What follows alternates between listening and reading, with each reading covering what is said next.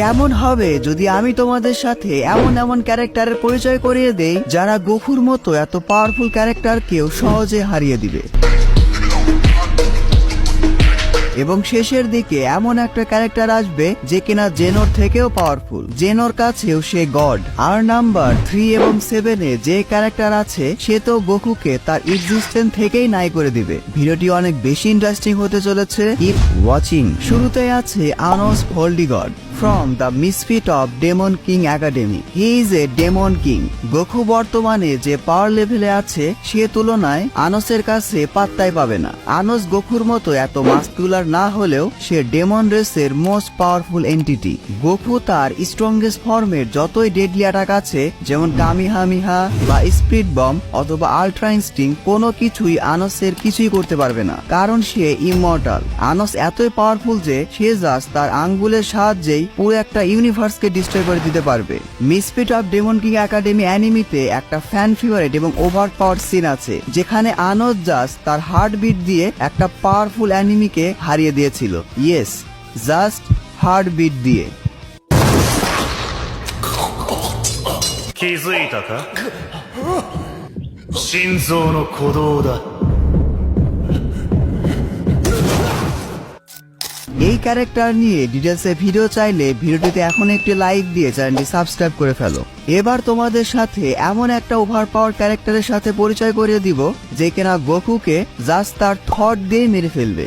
ইয়োগেরি তাকাতো from instant death anime. অ্যানিমের নামটাই হলো তার পাওয়ার, ইনস্ট্যান্ট ডেথ।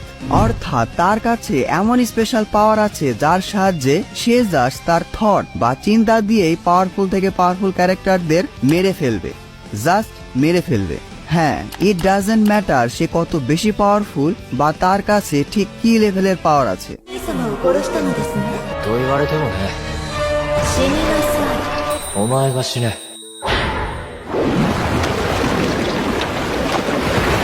একটা এক্সাম্পল দিয়ে তোমাদের আরো সহজভাবে বোঝাই।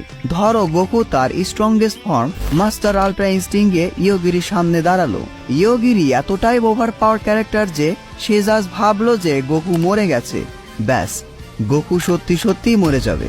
সে কিভাবে মরলো, কেন মরলো, কোন অ্যাটাকে মরলো, এমনকি কে তাকে মারলো সেটাও বোঝার উপায় নেই। This is instant death ability for you. এই ক্যারেক্টারের পাওয়ার হলো মডার্ন ডে অ্যানিমের মোস্ট ওভার পাওয়ার কনসেপ্ট। এরপর চলো একটু পপুলার অ্যানিমে সিরিজে যাই, the truth from Full Metal Alchemist anime. এই ক্যারেক্টারকে নিয়ে আর কি বলবো। ট্রুথ হলো ফুল মেটাল অ্যালকেমিস্ট অ্যানিমের একজন ফিয়ারলেস গড লাইক এন্টিটি। গোকুর তার সাথে ফাইট করার কোনো কারণই নেই। গোকু তার কাছে একটা পোকার মতো, টিপ দিলেই মরে যাবে। এই কথাটা কেমন জানি শোনালো। ট্রুথ হলো অমনিপ্রেজেন্ট এবং একই সাথে অমনিশিয়েন্ট বিং। সহজভাবে বলতে গেলে যত লিভিং, নন লিভিং, এক্সিস্টেন্ট, নন এক্সিস্টেন্ট, এমনকি ক্রিয়েটেড বা নন ক্রিয়েটেড বিষয় আছে সবকিছুই তাদের আন্ডারে। এবার বলো এরকম পাওয়ারফুল ক্যারেক্টারের সামনে গোকু কি আসলেই দাঁড়াতে পারবে? এবার আসা যাক ব্লিস ইউনিভার্সের ইহাবাহাকের নিয়ে। মানো আর না মানো, he is more powerful than Goku. আচ্ছা, বিষয়টা বুঝিয়ে বলছি। দেখো, ব্লিস 1000 ইয়ার ব্লাড ওয়ারে ইহাবাহা কতটা পাওয়ারফুল ক্যারেক্টার তা তোমরা সবাই জানো। He has the power of A, the Almighty. Almighty মানে যে সবকিছু জানে এবং সবকিছু প্রেডিক্ট করতে পারে। তার অপোনেন্টস ফিউচারে কি কি মুভ করবে বা করতে পারে সবকিছু। ইউহাওয়াহা ফিউচারকেও ইনফ্লুয়েন্স করতে পারে। হ্যাঁ, সে সব রকম ফিউচার টাইমলাইন এবং আউটকাম প্রেডিক্ট করে তার যেই টাইমলাইন পছন্দ সেটাকেও চুজ করতে পারে এবং সেটাকে রিয়েলিটিতেও ম্যানিফেস্ট করতে পারে। ইউহাওয়াহার পাওয়ারের বেসিকটা বোঝানোর জন্য তোমাদের একটা এক্সাম্পল দেই। ধরো তুমি খুবই পাওয়ারফুল একটা শিনিগামি, তুমি তোমার খুবই পাওয়ারফুল একটা অ্যাটাক ইউহাওয়াহাকে করলা। এখন ইউহাওয়াহা তার অলমাইটি পাওয়ার ইউজ করে সেটা আগে থেকে জেনে ফেলেছে এবং তার কাছে হাজার হাজার পসিবিলিটি চলে এসেছে তোমার অ্যাটাককে ডিফ্লেক্ট করার। এর মধ্যে ধরো একটা পসিবিলিটি আছে তোমার অ্যাটাক তোমার গায়ে লাগবে। এখন ইউহাওয়াহা এই পসিবিলিটিকেই পছন্দ করবে এবং তার ইচ্ছা অনুযায়ী এটাই হবে। তোমার অ্যাটাক ইউহাওয়াহার পরিবর্তে তোমার গায়ে লাগবে। That is the broken almighty power for you.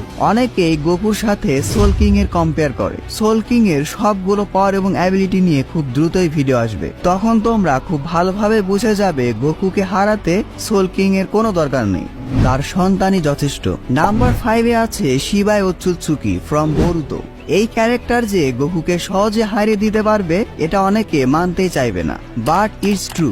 ওৎসুৎসুকিরা তো এমনিতেই গড, কিন্তু শিবাই তাদেরও গড। বলা হয়ে থাকে সবগুলো ওৎসুৎসুকির কম্বাইন্ড পাওয়ারের থেকেও তার পাওয়ার বেশি।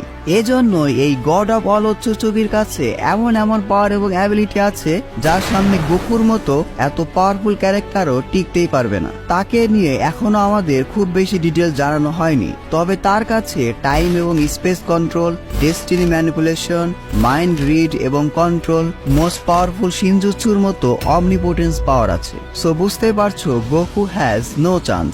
এবার আমি যেই ক্যারেক্টারকে নিয়ে কথা বলবো সেটা হলো Wang Ling from the Daily Life of Immortal King. Anime হিস্ট্রির one of the most over power character. সে এত বেশি পাওয়ারফুল যে তার পাওয়ার সিল করা, কারণ সেটা আনলিশ হয়ে গেলে পৃথিবী সহ পুরো ইউনিভার্সই ডিস্ট্রয় হয়ে যেতে পারে। কিন্তু তারপরেও সে অ্যানিমের মোস্ট পাওয়ারফুল ক্যারেক্টার। তোমরা তার বিয়ন্ড গড লেভেল পাওয়ারের ধারণা এটা শুনে পেতে পারো যে তার গার্লফ্রেন্ড মারা গেছে। সে অনেক চেষ্টা করেও তাকে আর বাঁচাতে পারেনি, কারণ এটাই ছিল তার ডেস্টিনি। বাট সে শুধুমাত্র তার গার্লফ্রেন্ডের সাথে থাকার জন্য নিজে আলাদা একটা ইউনিভার্স ক্রিয়েট করে, সম্পূর্ণ আলাদা একটা রিয়ালিটি যেখানে তার গার্লফ্রেন্ড বেঁচে আছে। সো এমন গড লেভেল ক্যারেক্টার গোকুকে অবশ্যই হারাতে পারবে, কারণ তার পাওয়ার হলো অ্যাবসলিউট উইল, অর্থাৎ হি ইজ দ্য গড। সে যেটা ইচ্ছা করবে সেটাই হবে। So Goku versus Wang Ling ফাইটে গোকু হেরে যাবে। এবার আসা যাক একটা ইউনিক এবং ওভার পাওয়ার ক্যারেক্টার নিয়ে। অনেকে একে চিনেই না। Anti spiral from the Tengen Toppa গারেন লাগান অ্যানিমে। হয়তো আমি ভুলভাবে উচ্চারণ করিনি। সে এই অ্যানিমের সুপ্রিম লর্ড। তার মাল্টিভার্স লেডি রিন অ্যাবিলিটি দিয়ে সে গোকুকে সহজেই হারিয়ে দিবে। সে এত পাওয়ারফুল যে ফাইটিং এর সময় সে তার অপোনেন্টস এর দিকে প্ল্যানেট থেকে প্ল্যানেট, এমনকি পুরো একটা গ্যালাক্সিকেও ছুঁড়ে ফেলতে পারে। সে সিরিয়াসলি ফাইট করলে মাল্টিভার্স পর্যন্ত ডিস্ট্রয় হয়ে যেতে পারে। একে তোমরা জেনোর থেকেও পাওয়ারফুল বলতে পারো। সো এটা বলার আর অপেক্ষায় থাকে না যে গোকু অ্যান্টি স্পাইরালের সামনে দাঁড়াতেই পারবে না। এবার আমি এমন একটা ক্যারেক্টারের বিষয়ে বলবো যে কিনা গোকু, বেরাস সহ সবগুলো গড অফ ডিস্ট্রাকশন, অ্যাঞ্জেল, এমনকি জেনোকেও সৃষ্টি করেছে। হ্যাঁ, জেনোর মতো একজন মাল্টিভার্স লেভেল ক্যারেক্টারকে জাস্ট ক্রিয়েট করেছে। তাহলে ভাবো সে নিজে কতটা পাওয়ারফুল হবে। বলছিলাম টোরিবটের কথা।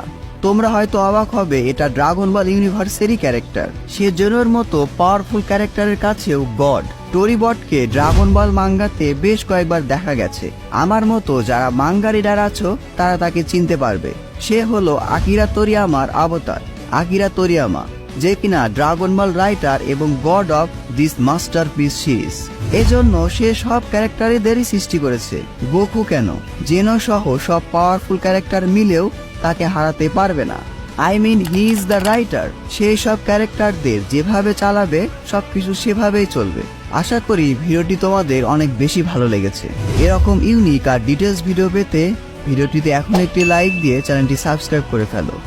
Don't subscribe if you are not an anime fan. See you in next video.